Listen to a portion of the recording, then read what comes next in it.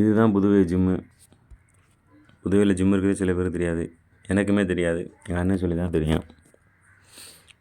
நம்ம உடம்பு குறைக்கணும்னு ஒரு ஆசைப்பட்டோம்னாங்களே, அதுக்கு உண்டான முயற்சி எடுக்கணும். முயற்சியே எடுக்காமல் இருந்தோம்னா தான் தப்பு.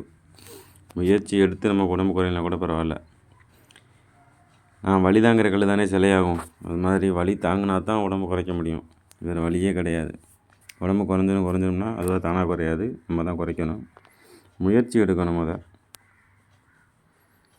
அவங்க சொல்கிற டயட் ஃபுட்டெலாம் சாப்பிட்டு ஜிம்மில் ஒர்க் அவுட் பண்ணோம்னா கண்டிப்பாக உடம்பு குறையும். ஒரு தான் ராகவன் ஜிம்மு ட்ரெயினரு. 130 கிலோ இருந்தேன், இப்போ 82 கிலோ வந்துட்டேன். என்னாலே முடியும்னா எல்லாருனாலையும் முடியும். ரெகுலராக ஜிம்முக்கு போகணும், மைண்டை மாற்றணும். சில பேர் சொல்லுவாங்க, உனக்கு பரம்பரை உடம்புலாம் குறைக்க முடியாதுன்னு. சொல்கிறவன் சொல்லிகிட்டே தான் இருப்பான். நம்ம வாட்டுக்கு போய் உடம்பு ஒர்க் அவுட் பண்ணோம்னா குறைஞ்சி